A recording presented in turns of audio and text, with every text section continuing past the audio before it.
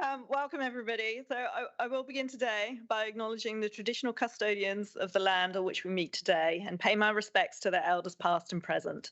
I extend that respect to Aboriginal and Torres Strait Islanders people here today. So welcome. Thank you all for joining AXA XL and Lockton in partnership for this event today, whether you're here in person, if you're dialed in, or watching this as a replay.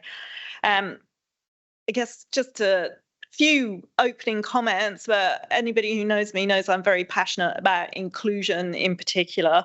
And I've been part of the Dive In Festival since the first session was held here in Australia. I still remember sitting in a room in Lloyd's and talking about the plans for the festival and thinking, how are we going to pull this off? And I think that first one really struck a chord for me, and it was actually on the back of the Dive In Festival that we did as AXA XL there that we started our inclusion committee and really got some traction as well on that inclusion and diversity side just within our organisation beyond just just generating some really good momentum with some passionate individuals to drive the agenda forward as well. So with that, the 2023 Dive In Festival is focused on unlocking innovation and the power of inclusion. So the session we're pleased to bring to you today is on artificial intelligence for all, the question of diversity and inclusion in AI. So artificial intelligence now is around us ever more. And when I was doing a little bit of research for my introduction today, I read an estimate that every organization will be using AI in some form by 2025. So with that, I'm then thinking, okay, well, why is the diversity and inclusion aspect so important? Are we aware of biases that can be built into artificial intelligence? And then once we're aware of that and how it can happen, what can we do about it? So they're going to be some of the themes that we're going to explore today. And I'll be pleased to introduce to you Dr. Muneera Bano. Muneera is an award-winning scholar and an impassioned advocate for gender equality in fields of science, tech, engineering, and maths. She's dedicated to breaking down barriers and reshaping attitudes towards scientists from diverse backgrounds. So her qualifications include a PhD in software engineering from the University of Technology in Sydney back in 2015, and she's since taken on several university posts since. So fast-tracked to today, when Muneera is currently serving as a senior research scientist at the CSIRO's Data 61, focusing on projects related to responsible AI and promoting diversity and inclusion within AI. So welcome, Muneera, and I'd like to invite you up to the podium for your session.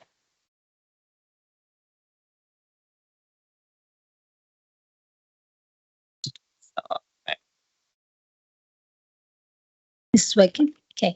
Hi, everyone. First of all, thank you so much for having me here today, bringing lots of fond memory of my time doing my PhD in Sydney before moving to Melbourne by end of 2017.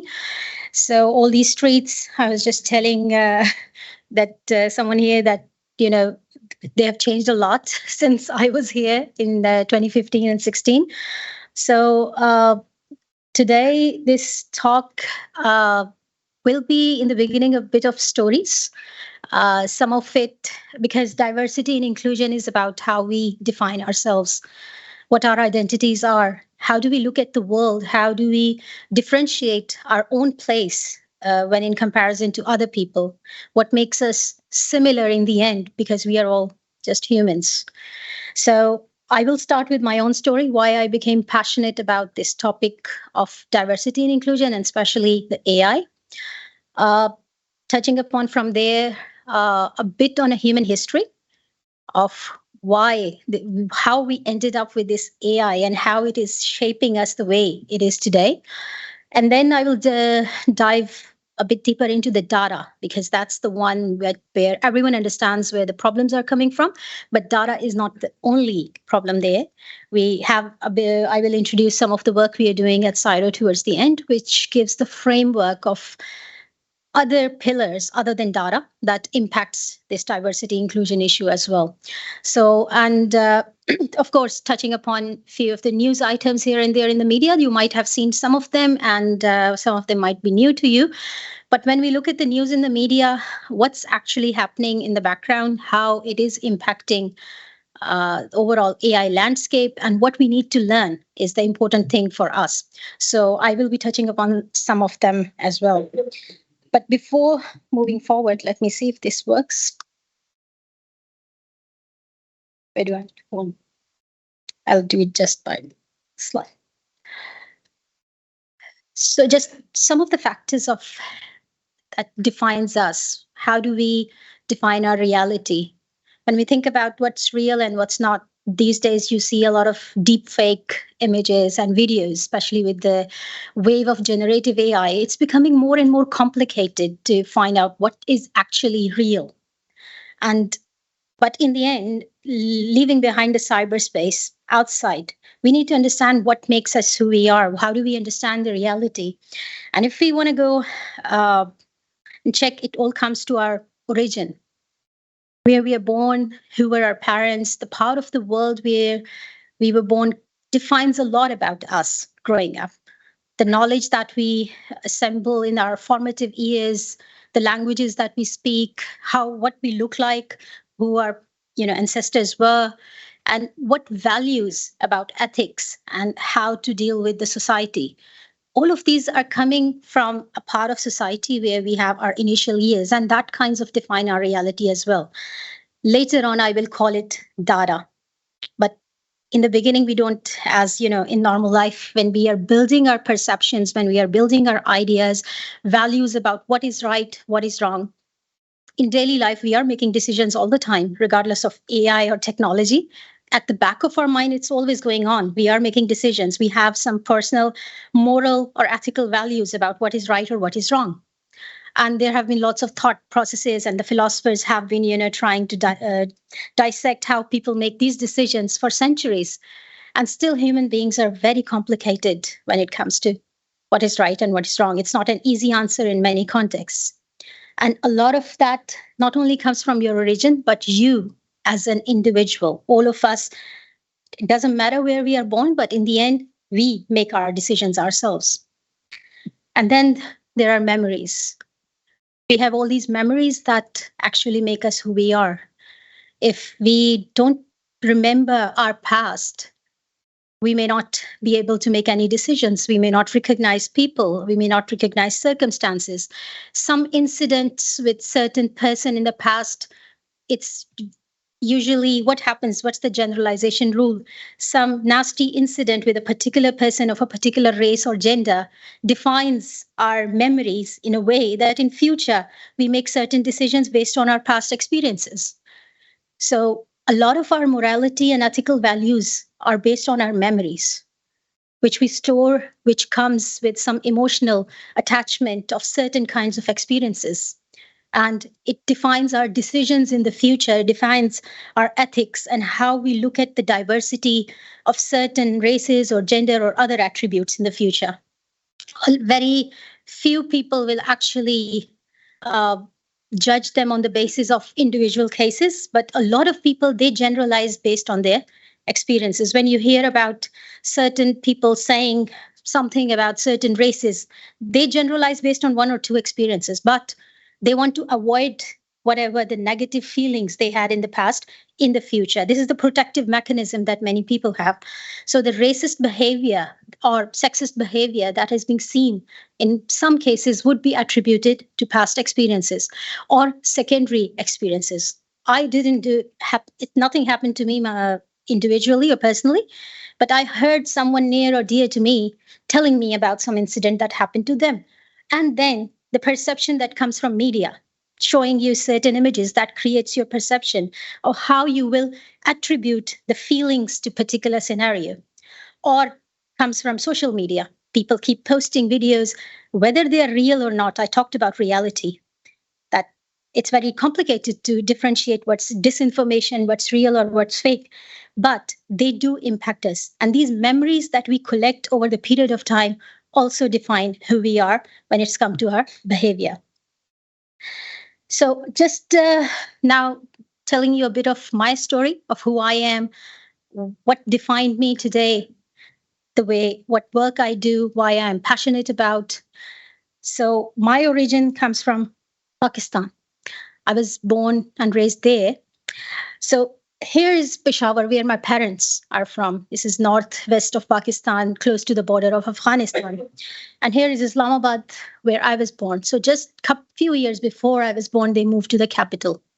Why this is important? When I talk about the origin of a place, because my mother being born few kilometers, like I think 3 hours drive from Islamabad, because of her gender, she was not allowed to have access to education.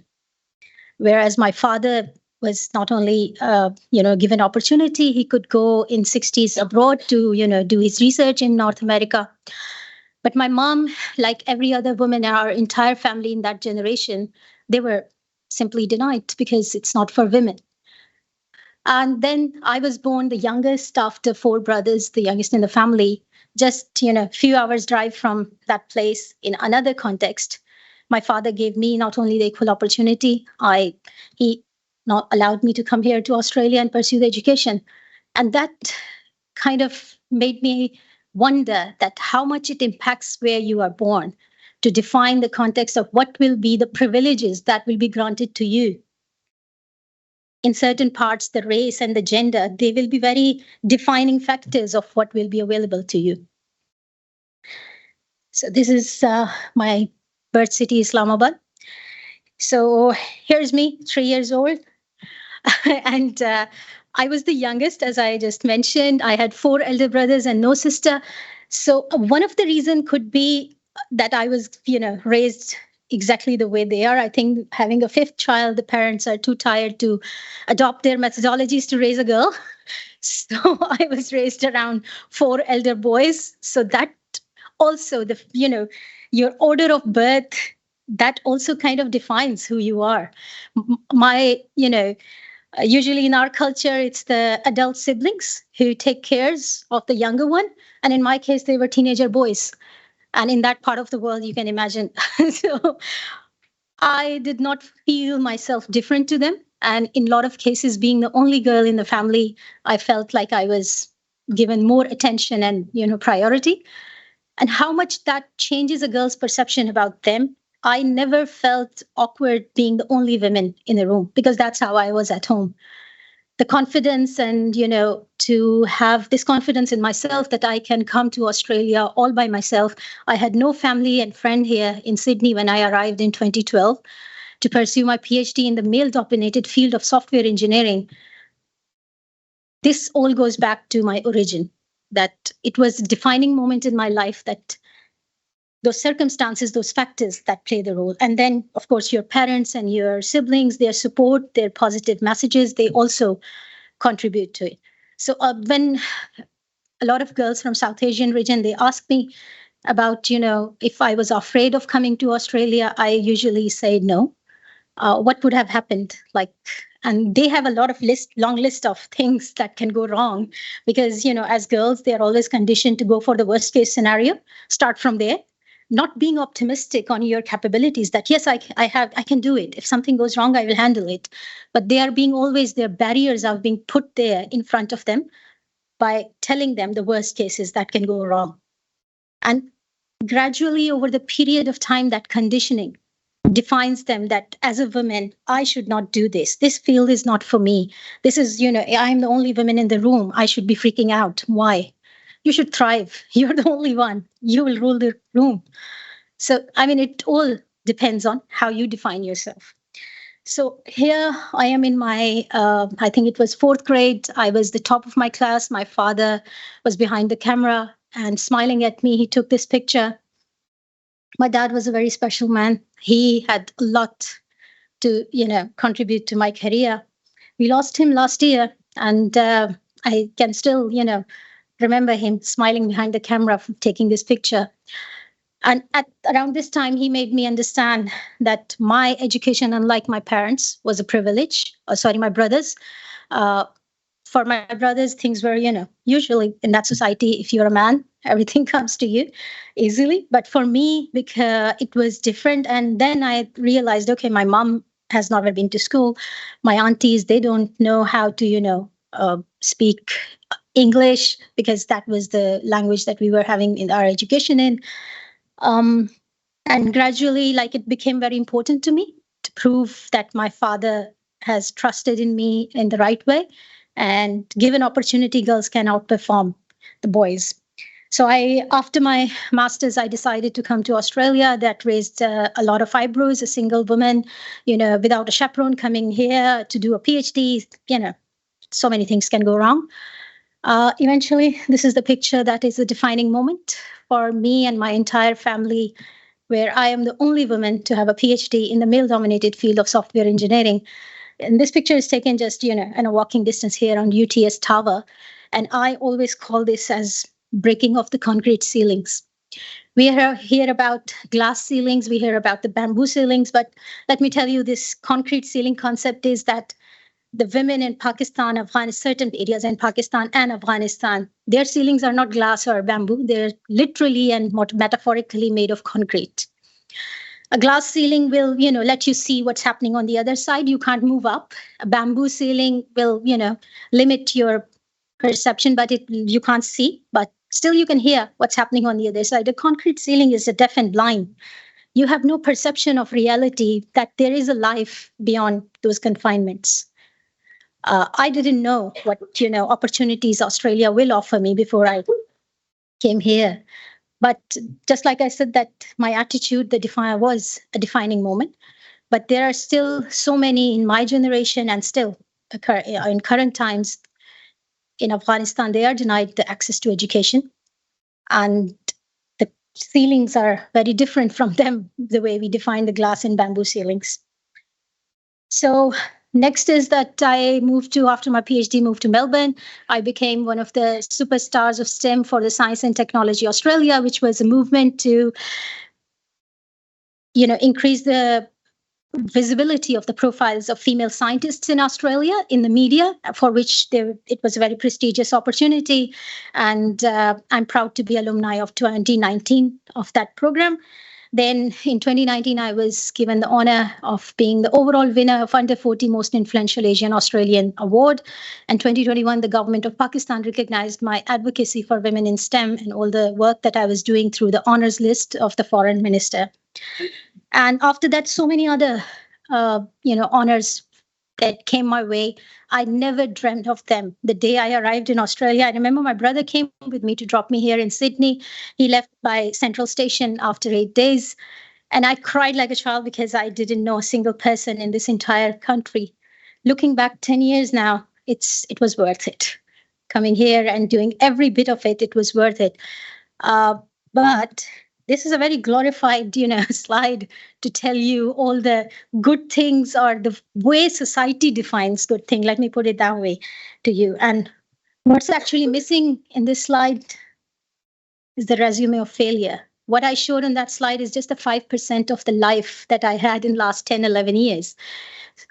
90% of it would be filled with ordinary moments, just walking from housing to the, university, or doing other ordinary things. But that is life as well. It's not just these moments. And also then, all these, I talked about me missing my family terribly, not having friends here, this homesickness, the cultural shock, you name it. All these international students who come here, they go through all those phases. They are never shown on the slides because it's not possible to show you, but they are there. They define me as well, as much as these slides or achievements, they define me. And also that big portion of my life, which is just, we call them ordinary moment, but that's also life.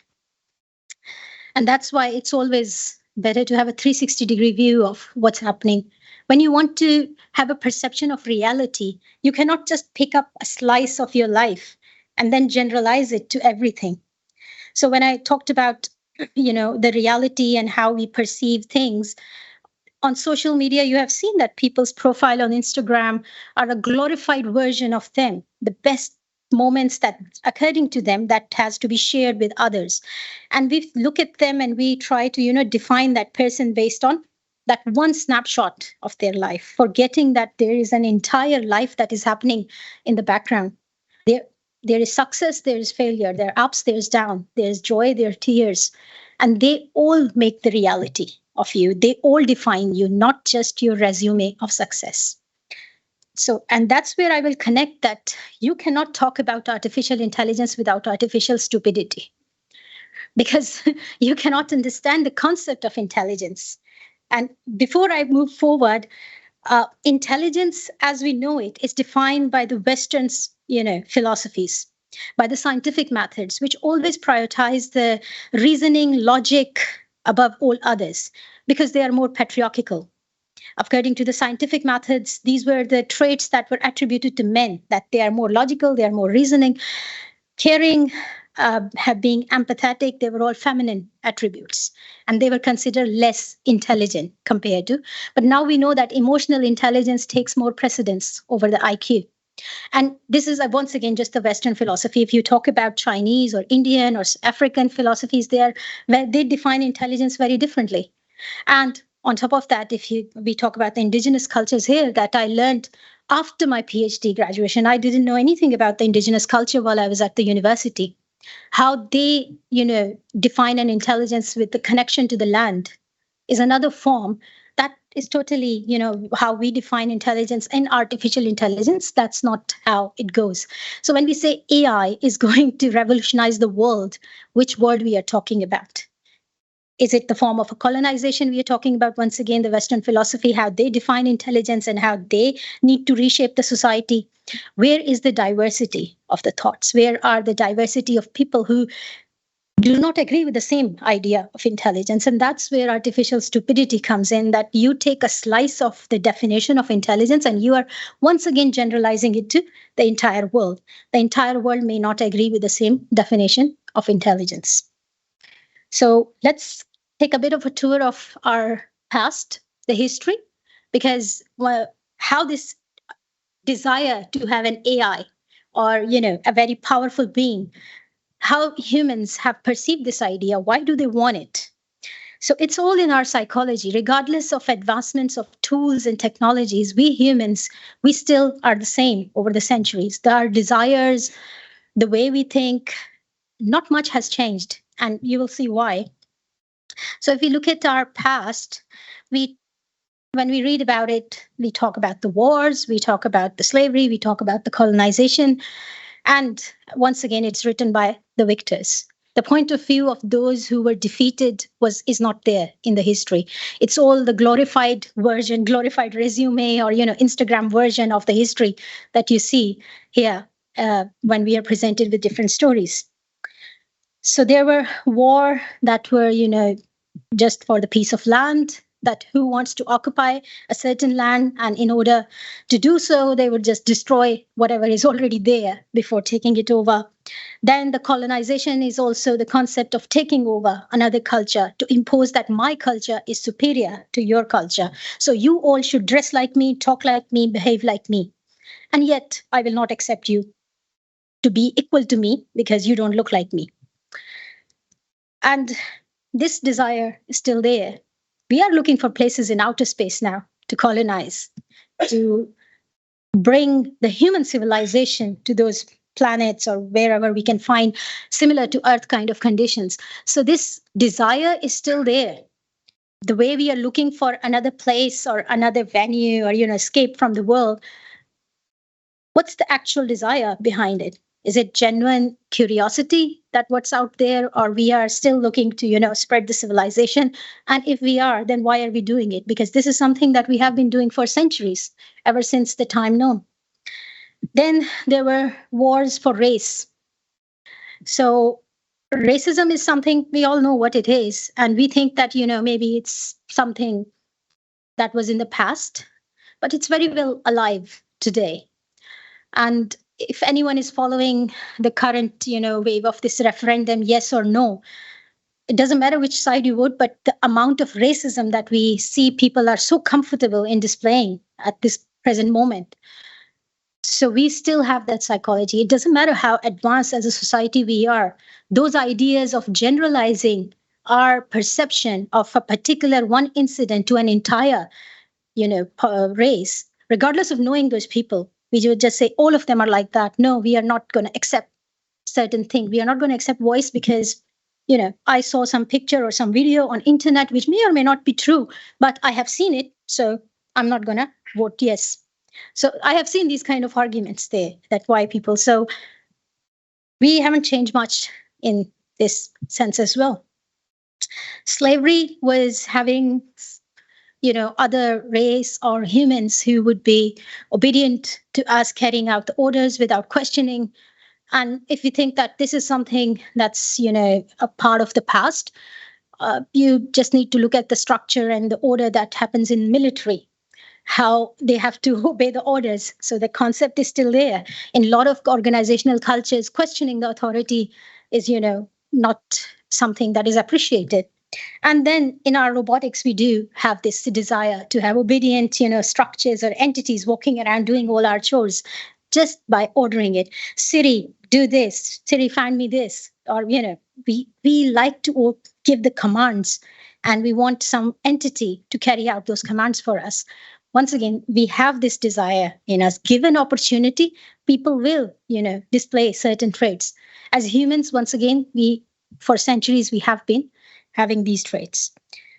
And then there are other forms that are, there are still in directions in tech industry that are still fulfilling the old fantasies and desires which cannot be filled with humans now. The robots will take the place. And the most important one, the wars that were fought in the name of God. Quite a lot of people, they are not as religious as they were in the past, but there are sections of societies in every part of the world which are very fanatic. And you look at throughout the history, you find that there was a concept of deity in every society, that they were looking for some powerful being who can alleviate you from your limitations. When things are not going your way, you have to reach out to that deity. You have to do some offerings. You have to, perform some rituals to get what you want. The whole idea is that we want God to get our way and to feel, powerful. So, and there are parts of society still, present. There are pockets who still behave in the fanatic way to impose. And the whole idea is the fight is that whose God is right. So if the two religious, we would see wars and crusades and all of this, it was all about to prove the point whose God is right. So the idea and the desire behind is that we needed something that we can be always connected to, who can always listen to whenever we want to talk to, always watching us, all knowing, all powerful. So how do we replace it currently when as a society, we are moving forward, but the concept and the search for God, that desire is still there. We want some powerful entity that watch over us, that protects us. And we are totally okay to accept the terms and condition that it can always listen to us, it can watch us. We don't have problem with that. So why do we accept these ideas? Because let's put it in an exaggerated way. We are looking for a new God now. We left behind other religions, but this desire, psychological desire, is that we will glorify AI to the extent of God. And okay, it's a bit of an exaggeration here, but there is actual research going on. You can see different perspective. Now that I'm doing research in ethics in AI, responsible AI, I come across actual papers which are written from the religious point of view, how they want to code their version of religion into the ethics of AI. And there will come a time when all these AIs will be not compatible with each other with the same way centuries ago, people believing in these religions were not compatible with each other. So have we changed much in that way? No, we are reinventing, things with the new technology. We are still bringing the centuries old ideas and how we are moving forward. And that is what the past is defining us, our memories, our beliefs, what we read. It's all, bringing it together. But in the end, just the point to prove was that we are people, we are humans, and AI is a tool. We are the one defining this tool. It's not the other way around yet. So then let's say that what's the difference between a human intelligence and and artificial intelligence. And I already explained that this definition of human intelligence is from a Western philosophical point of view. It does not include all the others, definitions of intelligence of humans that could be out there. And mostly it's all about, the IQ tests that are developed. It's about the logical reasoning and how quickly you can process the information. If I ask you a mathematical equation, how quickly you can solve it, and I would say, oh, you're a very intelligent person. And what artificial intelligence is to take that part of the human reasoning, logic, information processing, mimic it, and provide it with, computational powers to do it faster than the humans can do. It will retrieve information within nanoseconds. If you Google something, it will bring answers very quickly compared to a human. If you use ChatGPT, it will produce text or essays in, just at the click of the button compared to a human. But then what would it mean to be a human next to this kind of intelligence? We will touch upon the diversity and inclusion case in a while to say that no matter what these tools can do, still they depend on you, all of you, and you define what these tools can do. So once again, now going back to the reality, for us, the reality was coming from the environment. The environment was defining our origin, our memories, all of that was defining how we were developing the memory. Now, that digitized part of what I understand as a reality is going to become reality for the AI. I am teaching AI what it means to be real. If I want to teach AI what is Apple, I will show a picture of Apple. And then I will show a few other pictures to say, this is not Apple. I am creating a ground truth to create a truth. We call it ground truth, which is reality for AI. And the data is the building block of it. Now, if the data has problems, you can imagine the entire reality that the algorithm will have a problem. So how do we humans, we sense the data through our senses, then we process, we have memory, and then we take actions based on whatever our processing outcomes are. And we have limited coverage of our reality. We all know the limitations of our senses. We know that we forget, we get distracted. We have two people looking at the same incident will come to say different conclusions. Why? Because their perception of reality is different. And as emotional beings, even we know that what is right or what is wrong, we still make errors in our judgment and decisions. Human beings are not perfect when it comes to decision making, even though very clearly knowing what is right and what is wrong. And so in robotics world, we have this sense, think, act paradigm, which mimics the human processing. So we have a lot of sensors, which captures the data from out. It could be temperature, it could be pictures, audio, video, depending on what kind of device you put and what kind of data you're collecting. Then we have computers with the algorithm and software, and then we have a lot of these servers with the memory to store the code as well as this data. And then it could be either mechanical structure for the output if it's a robot, or it could be just video, text, or audio or reports, just like on Siri or ChatGPT. They don't have mechanical output, they have other forms of output. But what the whole thing is that there is a sensor or input to the system. It will process it based on its memory, make some decisions, and then there will be output, just like the humans do. And so the data comes from the environment and humans. And we humans have already limitations. So it could be biased, it could be, corrupted in different forms. Then we have the code is written by the humans. We write the codes, we make the rules, and then, we tell the machine in if then else structures of our programming that what kind of conditions will meet and what will you do. They are not making the decisions on themselves. It's the program. And then the actions will follow, of course, whatever decision will be made based on that programming environment. So here's the middle part that kind of, close to AI, all the different kinds of solutions that take place here. So if they're, just like I said, that the data that comes from us is not, of the quality, that you can imagine what the output is going to be. So now thinking about the data, this estimate just the 4 big stores, Google, Amazon, Microsoft, and Facebook, they hold at least 1,200 petabytes between them. This is 1.2 billion terabytes, and it would be by 2025, we will have 175 zettabyte, which will take 1.8 billion years to download at the current internet speed. So this is how much data we are producing at the moment. It's in the form of videos, text, pictures that we keep uploading, to our social media accounts.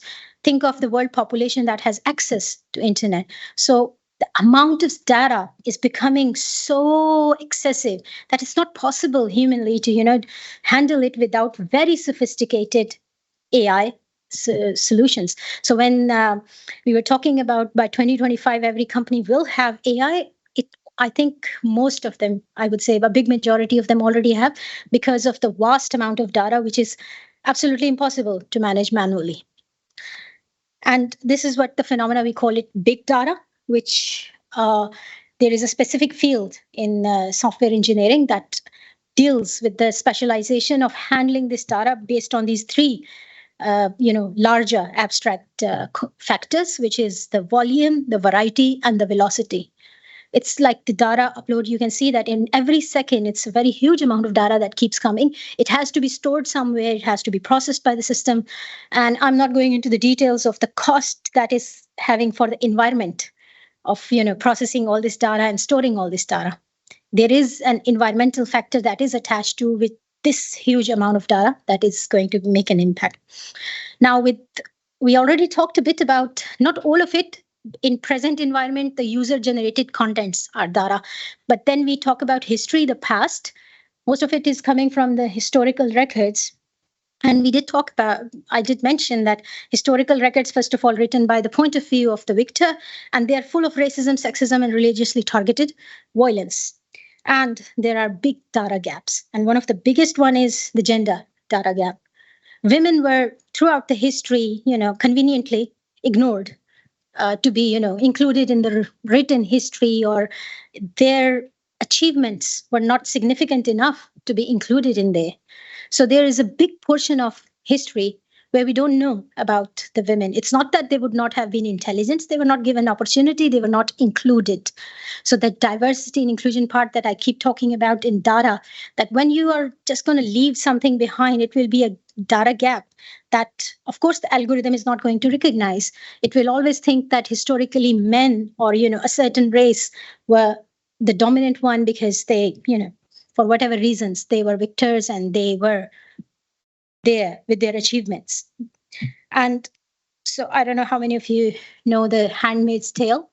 So, but once again, not sure how many of you know that there are certain parts in Afghanistan, this is happening in reality, that the women are not allowed to have their name on any digital records or written records because it's a dishonor to the man of the family to have their name written anywhere, not even on tombstone, even when they get buried. It's always the, daughter, wife, or mother of someone, of a man. So when it comes to the data-oriented future, I put it simply as it's a digital genocide of underrepresented groups who do not have access to that digital data. They are real. They exist as human. But because they are not part of the data, that's why they will never be part of the data-oriented future. Then the next is currently what happens in the user-generated contents and the current solutions. Research has already shown that 2/3 of the female owners of Amazon Alexa say that they had faced problems with the device to understand their command. And I mean, of course, a lot of research is already being done there that why female voices are being preferred for these devices, because when you're commanding a woman, it's a more of a secretary role that she has to obey the command. Then there have been other incidents reported in media over the years that AI, depending on what kind of data it gets trained on, will make certain decisions, but we will say that are racist or sexist. But it's not the fault of the algorithm if it gets trained on a very particular demographic all the time to be told that this is the standard of beauty. How will it know and judge the beauty? So as a human, to me, something that will look stunningly beautiful AI will not understand because I have never taught the algorithm. Just like I said that I am the one who is, creating the ground truth to tell the algorithm what is, beautiful, what is not. And I have never shown a different picture, the diversity of the world, what beauty lies in different cultures. I cannot blame the algorithm for the output. Google at certain point had to take down their labeling algorithm because it started to make different kind of racist decisions, and they didn't know how to fix it because the data is coming from internet or other sources. They can't change the data, so they just removed the labeling. So another example of the exclusion in the large language models, you all would have used ChatGPT at least once, I assume, or more than that. So think about it, the world population is roughly 8 billions, and roughly half of them, not exact number, do not have access to internet. And the rest of them, they are two major categories. One, I call them the content generators, which are minority. And then the large majority is a content consumer. They just stay quiet. So this noisy minority of content generators, they are dominantly from global north. So the African countries and the other regions, they are not as dominantly contributing to the contents in the present data over the internet. And then it's also the English language is the dominant medium. Other languages are not as, representative. And then anyone who has been on internet would know that whatever is written in that English is full of hate speech, low quality contents, misinformation, and just some useless noise. There's a big portion there, which is all of that. And then the large language model takes all of that data from internet and trains the chat GPT and other generative AIs on that. And we expect unbiased, fair, equitable results, then, that's our fault. What it's getting trained on, and you can see the level of exclusion and lack of diversity on every step. So once again, the problem in the data, that will be visible in the output. And then the process, the work ethics, what is happening behind. So once the data is being picked and collected and scraped throughout the internet, next thing is that someone has to tell the ground truth, whether this is correct or not. So this is one of the examples where OpenAI sent I would say, the graphic type of data to the different countries in Africa and asked them to label it because, they agreed to look at those contents. And there is a psychological toll to watching those kind of contents. We always put, a notice here that there is graphic contents, those who do not want to watch. But then imagine just to pay money to those in need, to ask them to look at all of it and mark it. So what are the business and organizational, cultural, ethical values there? And we use the solutions. It's the same with, the clothing brands using outsourced factories in different parts of the third world countries. We do have some perception not to use those brands. Would that be similar to those tech companies who provide us with AI solution? Looking at their business models and ethical values, how do we make the judgments of how to use it? And they charge you to adopt their models. They charge for the API, and a lot of people are paying it, regardless of how they're running the business in the background. So what happens once the data, is corrupted? We see the behavior in the process. So a while ago, this was another piece of news that came out that there was a potential for driverless cars image processing system because to hit a person who is not who doesn't have a fair skin color because of the lack of, training data set. The good thing about AI is that, it's kind of a mirror as well. It shows us that there is a problem here. And I will talk about that later as well. But this also shows us that what is wrong with the people. And, there are other ethical dilemmas that once you create a program, in case of collision, who is responsible? Is it the algorithm, the programmer, the company, or eventually no one? So how will the insurance, I don't know, you guys will be better equipped to talk about that. The insurance will work in the driverless cars cases. Once, I know at the moment they are not allowed in Australia, there will come a point in time where they will be a very common occurrence happening here. And the legal frameworks are too far behind at the moment. The technology is moving too fast in the forward direction, but the legal framework, anyone who has experience with courts and the jurisdictional system here would know that it takes months and months to get something out of that framework. So for these kind of situations, it will become more complicated. Then we see that in North America, there have been lots of incidents reported because of the criminal system having these facial image recognition systems would tag the African American people with higher number of false negatives about the criminal activity, just because the data set in the background shows that certain demographic or certain races are having a higher rate of criminal records in the system. It would not put the fact that certain demographic was getting away with it because of their race, and the records and the history what they're putting into the system only shows problems with one demographic. But once given to AI, of course, the AI is going to exhibit the same behavior. Currently with the ChatGPT, the educational system is being shaken about the ethical dilemmas that what will it do to the creative thinking or of the students. When you ask them to write an essay, they can just put it to ChatGPT and it will write it for them. Would they be able to adopt to the fact that they will lose it? The more you don't use something, the more you lose it. So if we are not going to think critically for ourselves, gradually those faculties will diminish over the period of time. And then here in Australia, we had an incident about the AI voice deepfake, which was able to fool the AI Centrelink. And I recently saw a video about a software where it will use my voice and my video and lip sync any language that I want. Like I will be talking in English, it could put Hindi, Arabic, Chinese, anything that it's I chose. So once again, it will become very complicated for us to know what is real and what isn't.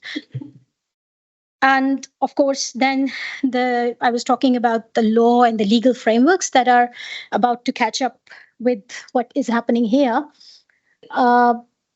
Europe has made some progress in that. They are trying to restrict. Some government organizations are very particular about it. And the whole fact comes down to data, because the governments and these organizations, if they don't own the data, they're not going to let you, use something very easily, because the data is going somewhere else. Data is the new oil. That is going to be a defining moment in the human current course of human history. So just touching a bit about the wave of this generative AI, I'm not against AI. I do the research. I go for these solutions, and they are good for productivity in a lot of ways. What I promote is the responsible use of AI. We need to know the risks. We need to know what's the problems there, identify the biases to make it, fair use for all. So, think about this wave of generative AI. It's so much for the creativity. Your imagination is the limit in some cases.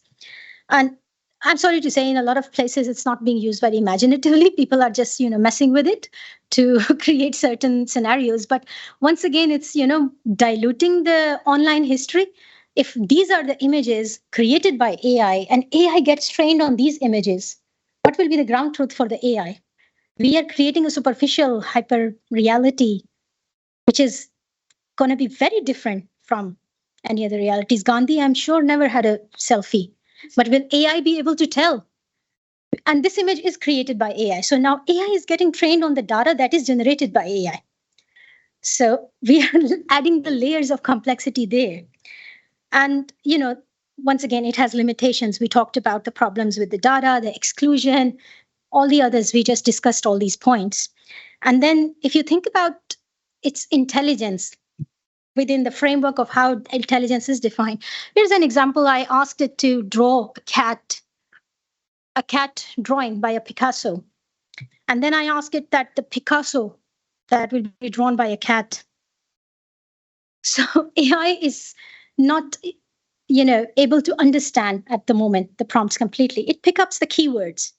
So we humans still have the capability of understanding. What AI is doing, there's an algorithm in the background that, tries to figure out if then else, if this is the word, then I have to do this. So it's a kind of a parrot that either mimic you It will mimic Picasso, but it will never be the first Picasso in the world. It can mimic Shakespeare. It can, mimic any person. But on its own, it will never be a creative genius like, Shakespeare or Picasso. Why? Because it's being trained on the data coming from internet, which creates an average of the entire IQ. And we just talked about the problems with that data. So you can ask it to, copy a style, but it will never come up with the genius work which humans, and in humans, we already agree that there are very few who are geniuses. Majority of the people are somewhere on the middle. So for AI, all these threats and doom and gloom news that you think about it, we are still the humans. We are the one defining it, how we perceive it, how we use it. That is what will define it. And then the problem of hallucinations. They are being designed to obey the commands. So sometimes it will not say that I don't know. It will just, cook something up and give it to you, which will be totally inaccurate. This is the phenomena we call hallucination. And sometimes, it will just start, putting rubbish out there as well. That will make no sense. It will write an entire essay that will say nothing at all. So I don't know how many of you have that experience yourself of using it. So to sum up the challenges we have with generative AI and as well as the other forms of AI, the data quality with the computational power, the bias, the creativity, and the interpretability. All of these challenges we touched a bit upon a while ago, and what we have the responsibility as any organization, as individual, the government, different levels have different types of responsibilities when it comes to using AI. First of all, be aware of the limitations. There are things that it can do, there are things that it can't do or it shouldn't do. And in scenarios where you shouldn't be using it, that risk assessment is an organizational and individual responsibility. If you have sensitive personal information, don't put it there because you don't own the data. Once you put it out there, it becomes property of the organization who is giving you that software for free. It's just the same way, putting your, billing information or your credit card PIN or something on social media.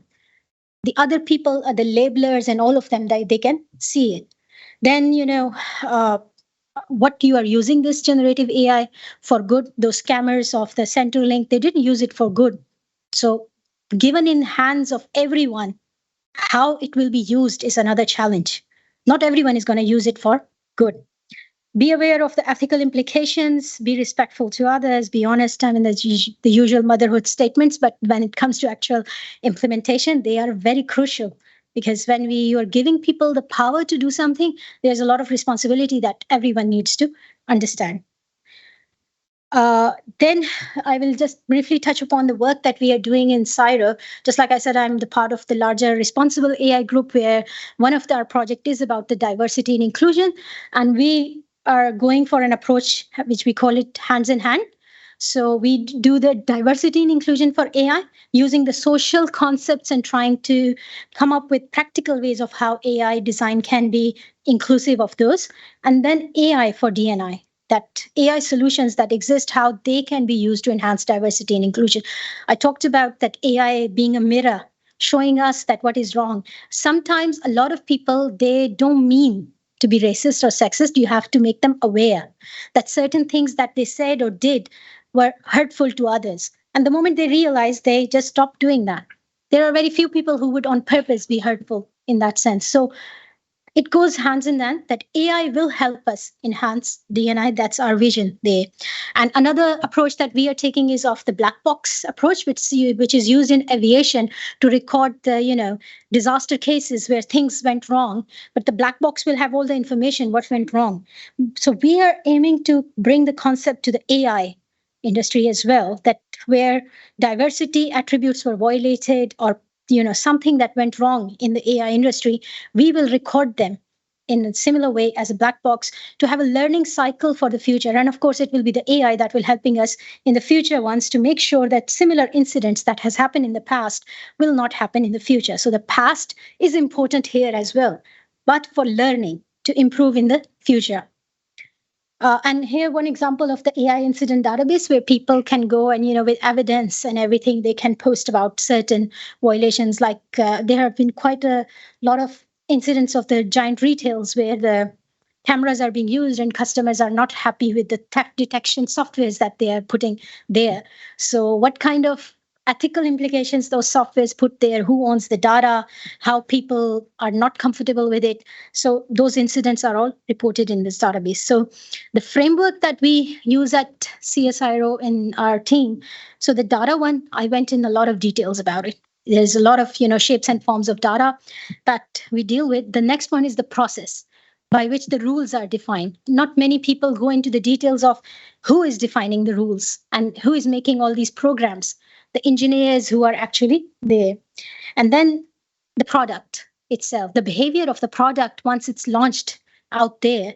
What are the things to learn from that behavior? Because there are sometimes confounding variables or unforeseen circumstances that we would not have seen. But once you launch the product out there, you see that it's exhibits sexist behavior or racist behavior. So the data is coming from the humans and environment. We humans, we make the rules of the process. And who's using the product? Once again, the human. And all of this has a layer of governance. There are laws, like we have anti-discrimination law that you are not to violate those laws in any of the products. But then there are certain new issues and challenges that with AI and generative AI we see, and there's need for new governance laws as well. So our team is working on all of these pillars, not just the data. So for that, we have created different resources. Like we have the guidelines that we have 3 industry partners at the moment. We are trying to co-design the process of implementing contextually for their environment on how will they implement them. There are heaps of guidelines out there. And what the problem is that a lot of them are not operationalizable. That when it comes to real life scenarios, exactly how you will deal with it, that is very context specific to different industries. What will happen in a job recruitment will be different what will happen in a banking, and of course also in insurance. And then we have a repository of biases for anyone to understand what those biases are, to do an unconscious bias. You would have heard about those workshops, but to do that unconscious bias training for algorithms, how they understand bias in itself. And then, of course, the list of challenges that we currently have to try to map the solutions of what we can offer in return. And in conclusion, I am all for AI. It's a powerful tool. It's a genius creation of the human mind, but we need to understand the risks, limitations, and use it responsibly.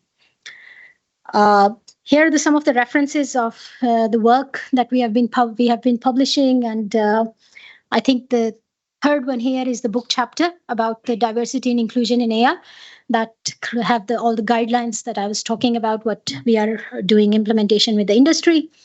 And here's a link to a symposium, which is free to attend. It's an online event we are having on 16 October here in CSIRO.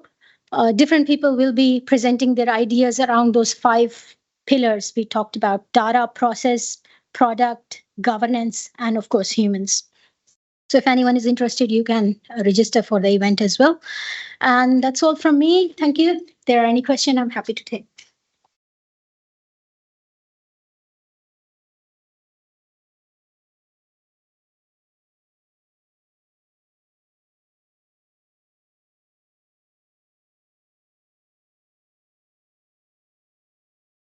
Hi, Dr. Bano. No, thank you for that. It seems like the developers who are providing the code have a lot of control over what gets out in there to the general public. How do we ensure diversity within that cohort? Because it seems to me like there's a lot of power centralized within that small group. And you mentioned earlier, a lot of software developers are men. So how do we kind of diversify that base? Yes. So you would see that, a lot of these tech companies, there's a bro culture there. They're not as diverse as we would like to see them. And it does unconsciously does show in the output. The example of Alexa or the driverless cars that are evident of a less diverse team there who did not provide their voices. So recently, there is a lot more push about the fairness auditing of the algorithm before launching them. So there are tools and techniques and resources available for the companies to test their product before they actually launch it out. Of course, it takes resources, but it's also the reputation of the company on the line as well, which, and the second portion will be the legal frameworks. If it's in the law, they will have to do it. So there's a push around, different countries for the governments to come up with a legal framework which mandate these companies to either have the diverse teams or ensure the output is being tested for fairness. Okay, excellent. So one follow-up question as well then. Is there a dispute hotline if we feel that, we've been aggrieved by discrimination via AI for the general consumer? Can you repeat the first part? I was just wondering if I feel that there is an issue with some bias in AI, is there a dispute hotline, or how do I challenge it? I don't know about the dispute hotline, but the AI incident database that I mentioned, because it's being used by a lot of researchers to then use those incidents to learn and come up with solutions, as we are doing as well. So there are 2 incident databases that if there is a problem, that we address it. But if it's a very contextual and specific one where you do not want the issue to be public, like there are consultancy firms or in Cyro, like we do, then we work with the industry partners to come up with a solution that will be very specific and tailored to their business needs. Thank you. Thank you. That was a great presentation.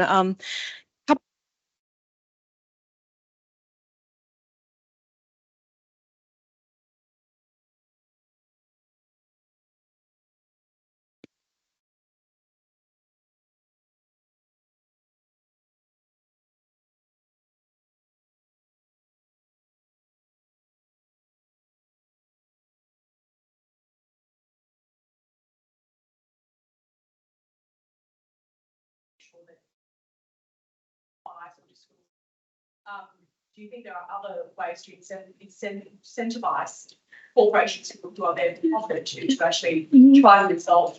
Yeah, for the large tech company, the biggest thing is their customer reputation. If I don't know how many of you remember in 2016 when Facebook got caught up in that scandal of Cambridge Analytica for interfering with the democratic process of election without the consent of the users. The data was being used for manipulating the results of election, or using some intelligence to define the models. There was a huge portion of users who deleted their Facebook accounts, and which brought their revenue down. So that reputation has an impact on their profit, and when it comes to hit the profit, that's where they bend. So that's they are a bit in USA not as compliant to the legal framework, so they are a bit independent in name of freedom of speech or other I would say other processes by which they can get away. And we don't, like, it's not in Australia, they are not obliged by the local laws unless the government make them. And once again, I remember the previous government, they tried to make them pay for some news articles, and that didn't go ahead well with them. So how do you force the giant tech companies? It's with the consumers, the people who use. So if there is larger awareness or movement among the users who will say that, okay, we are not using this product, we don't care if it's free. Let's put it that way, ChatGPT, if you know that the business processes are not as ethical as you thought, a large portion of people will stop using it. They will stop doing that because it's hitting their profit, for which they become large corporations anyway.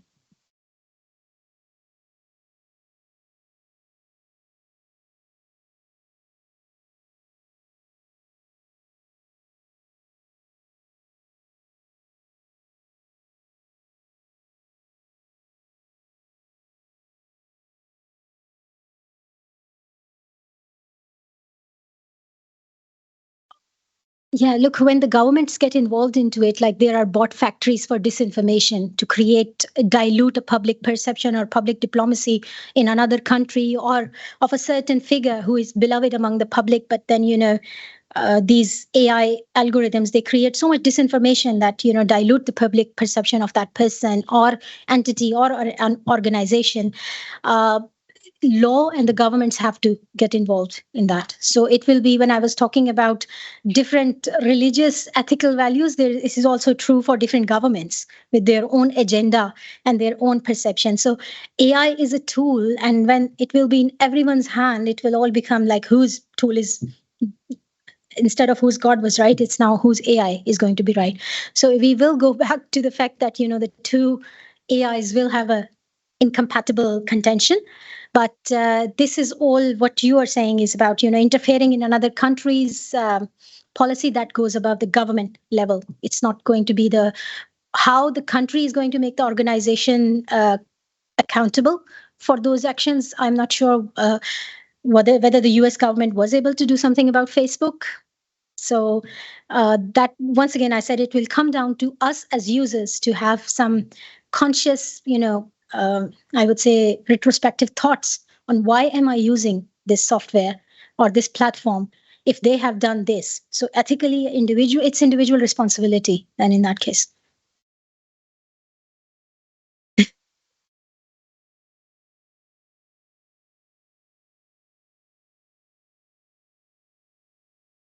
It already is. Like, I talked about the content creators, who is a noisy minority, I call them. They are writing majority of the internet contents. You go under any comment section on any platform, you see that there are certain people who just sit and, type comments all day. And then there are those, they might have opinions, but they don't see any use in contributing to those contents or either you don't have time, or either you don't enjoy that process of fighting strangers on internet. So you have value of your own time, which you have to prioritize. But those contents which becomes digitized and, go into the corpus of data that trains the AI, then that minority of content creators are the one defining it. If in the future, let's say in 100 years or 200 years, that is what those generations are going to look back on the data, those people are defining our history at the moment. I think it kind of follows on from a lot of what you've just touched on, but in terms of, you mentioned how technology is developing so much faster than governance and legislation, and then taking into consideration that it's globally impacted and all these different countries have different legislation.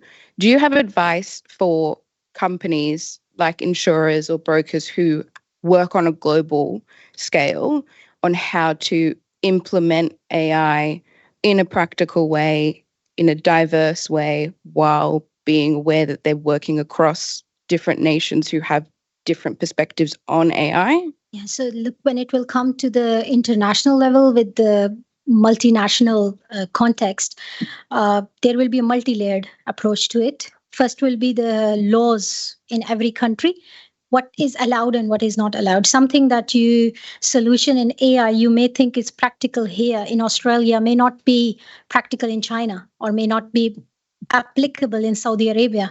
So there is a cultural difference to how the values of ethics will be defined in these countries. So depending on the country's context, there will have to be, there will certain values that will be constant. And then depending on the cultural sensitivities, there will be local, I would say a layer of governance of what is to be, adoptable for certain countries. And then individual ones, of course, the organizational culture, how inclusive it is, how much diversity is being prioritized among the teams, and how much there is an intention, because it all goes to the intention, how much of the intention to make your AI solutions fair.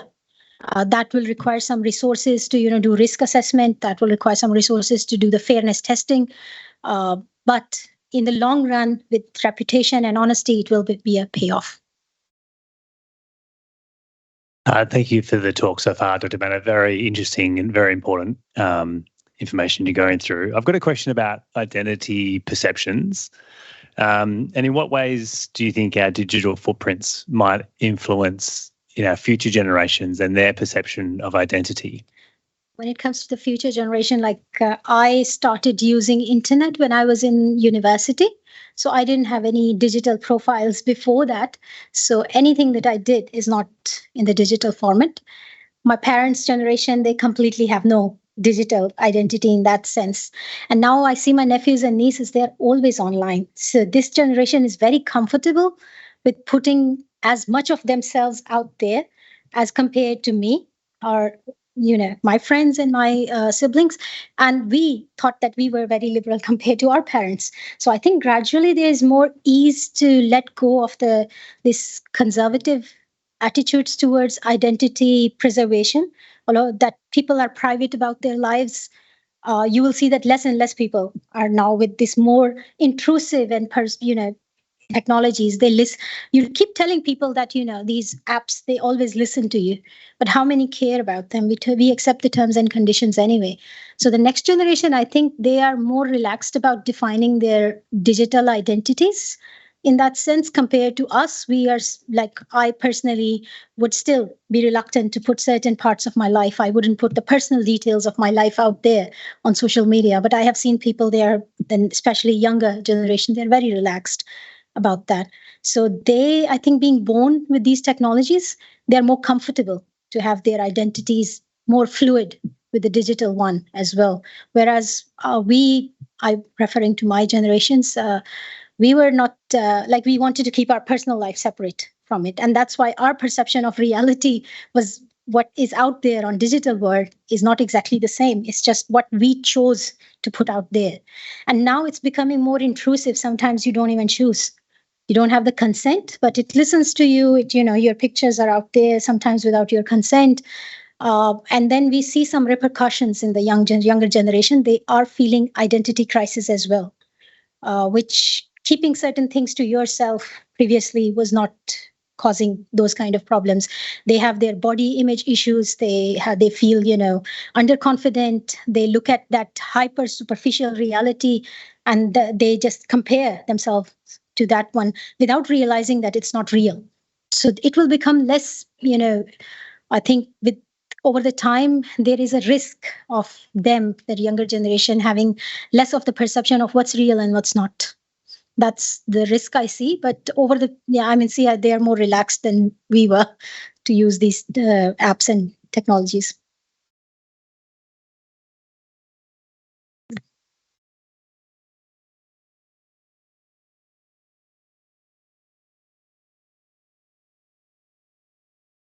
For the companies, I think it's the same with the multinational company that I was talking about, the organizational culture. There will be core values that comes from the culture within that company. It's what they are doing it regardless of AI anyway. And then the solutions will revolve around them. So the AI is a tool that helps you to, achieve certain tasks more efficiently within the same ethical framework. So if you have diverse teams, if you have inclusive way of incorporating people's voices into the processes and having feedback and more democratic processes, these AI solutions are just going to help you enhance more of that environment. So that hands in hands approach that we were talking about is similar to that you will have to create an ecosystem or an environment around it, which is using that AI in an ethical way. Thank you, Dr. Bano. I'd just like to introduce Patrick Moore, who will provide some closing remarks. Okay. Thank you so much. I'll leave that slide there. Hi, everybody. My name's Patrick from Lockton.